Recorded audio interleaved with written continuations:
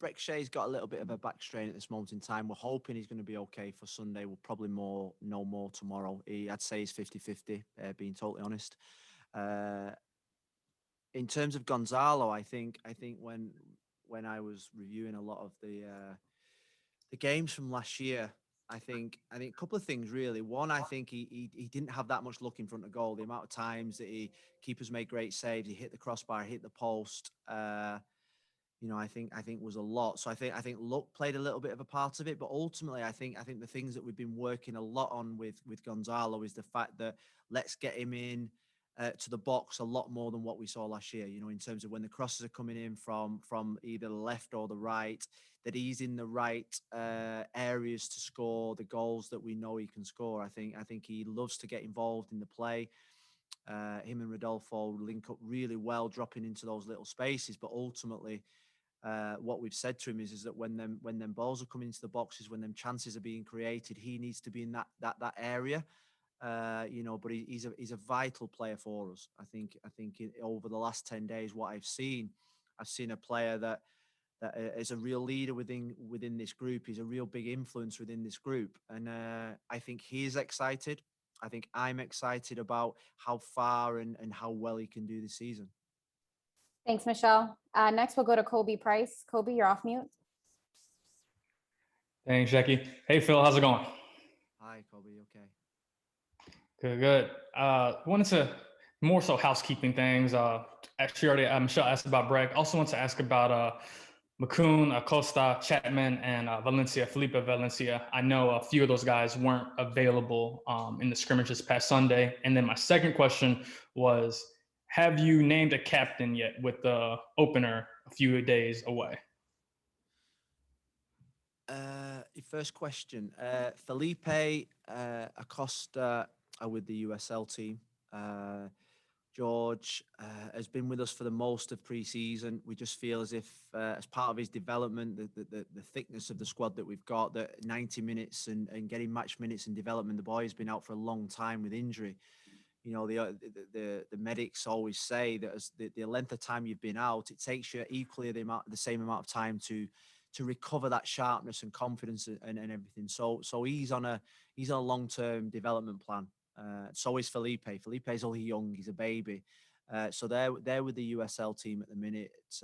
Breck and Jay have got slight knocks. Christian McCoon hopefully will be back into training tomorrow.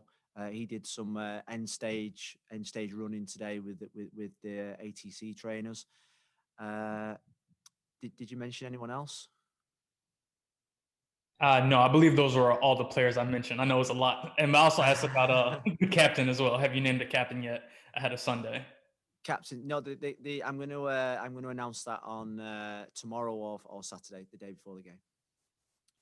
Thank you, Kobe. Next up, let's go to Mike Hugno, and then we'll go to Franco Panizo. Mike, you're off mute. Hey, Phil, how's it going? Hey, just Mike. want to know, a couple days it gets real here. So where are your nerves at before this opener?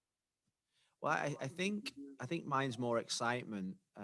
It's felt like a preseason always feels like a long period. We've not had many games, so that makes it even longer. And ultimately, I think when you get into the role of a manager, or you get in, even when you're a player, these are the best moments. This is why I took the job. This is why you get into football, for the big moments when you actually go out there and you're playing for the 3 points. You're playing for to get up in that league, to start the season well, to test yourself against the best managers and the best players. So I think this week I've sensed a different kind of mood around the facility. Definitely, we played the scrimmage on Sunday. We give them Tuesday off, and on Wednesday there was just a totally different feel. It was almost as if the dial just got dialed up a little bit. Everyone became more focused. Everyone got a little bit more excited. Plans are now being made for, what time we arrive for the game, what we're wearing for the game, what's the schedule going to look like. Then obviously going into Philadelphia the week after. So we're into the moment that everybody loves, and that's game time. Thank you. Next, let's go to Franco. You're off mute. Thank you, Jackie. Hey, Phil. Just two quick ones. Just two. And then thank you, by the way, for having us the availability, having the players close by so we could catch them a closer look. Just two quick ones for you. The first being, you said earlier in preseason that it was important to have games against other teams, that you can't replicate that in training. You guys obviously, for all the reasons we know about, we're not able to have many of those. Going into Sunday, how do you weigh your strongest 11 that you have in mind with the fitness levels maybe not being at 100% where you would like them to be? And the second one is just to follow up on Kobe's question. What do you look for? What do you value in a team captain? Obviously, you're not going to tell us who it is, but what traits, what qualities are you looking for in your captain? Thank you, Phil. I think that's a little bit of the unknown, really. I've got to be honest with you. We've got a new manager, we've got a new set of staff, we've got a new set of players. We've not played that many competitive matches, and I've got to say that's the only time. That's the biggest learning time that you see is in matches. But I think LA Galaxy the same. They've got a new staff, they've got a new manager, they've got new players. So I think physically we will not be 100% match fit on Sunday. But I think that's where I look at the squad and think the 11 who start are massively important. But the people on the bench, 9 subs plus we can use 5. We can use 5 subs. There's going to be strategic substitutions throughout the game from half time. I'm almost convinced. So I think the team with the strongest bench, the team with that makes the best substitutions, probably will have a major effect on the game on Sunday.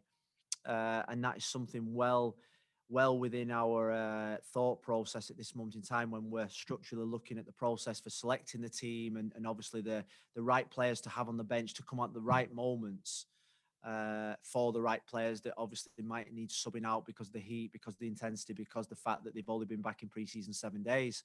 So that is going to be a big management play from both me and Greg on Sunday, the substitutions. I think the last part of your question in terms of leadership, I've been a leader, I've been a captain, and I wasn't a captain, but I've always been involved in teams when there's always been more than just one captain. You know, one person wears the armband, but that's not the most important player for me. I think I want to start developing 3, 4, 5 captains, 5 leaders. So, you know, we have a group of captains, we have 4 leaders, we have 4 captains within the group, and they each individually have great qualities. So for me, the armband is just a piece of cloth that you put on your sleeve. I look more for how many captains, how many leaders can we develop within the team.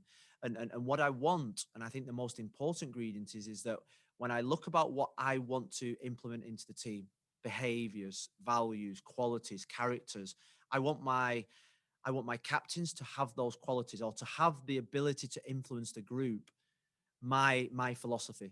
Because ultimately, I don't want to be like a policeman or woman standing over them all the time, telling them what they can and what they can't do. I want to have a dressing room full of leaders that police themselves, that keep the standards high, that keep the discipline well, and that can manage themselves against my values. And that for a coach is ideal, utopia. It's not often you get that, but that's something that I really want to develop within this football club. Thank you, Franco. Guys, we'll take one more question from Steve Brenner, and then a reminder that you're all welcome to join MLS's conference with Phil as well. Steve, you're off mute. Thanks, Jackie. Hi, Phil. Just, you know, obviously looking back at your coaching career, you've always sort of stepped into the unknown, have you? Valencia was different. The women's national team with England was obviously different as well. So, you know, how have those experiences helped you deal with everything that you've had to experience here? Because obviously it is different than being in England. And also just, you know, how's David's presence helped you as a sounding board to deal with everything that you've had to deal with in the last sort of 6 weeks or so? Well, I think yes, they've all been different, but because I've experienced different, this actually feels normal, if you know what I mean. It sounds a little bit contradictory, but you know, going out to Spain was a massive life change. Going to the England women's team was a massive career change. Coming out to America, I'd already experienced a massive life change. So this is actually quite normal. Having to get used to the American way of life, I think, has been really simple. The Inter Miami people, the Inter Miami family have accepted me with open arms.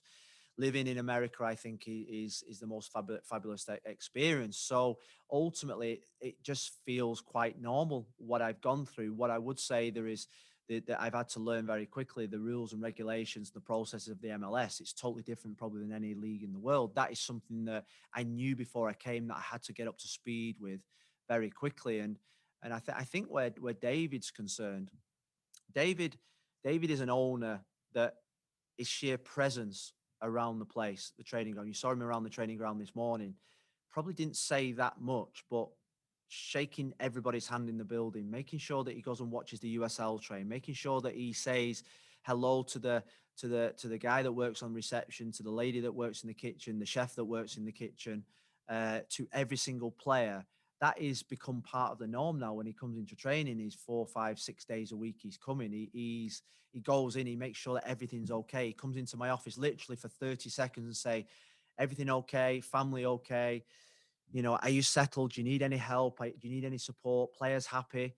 It's as simple as that. And ultimately, the backing and support that he's given me, but it's purely by his presence of support that's been so good. And I think the players recognise that, and I certainly think the staff have really felt that as well.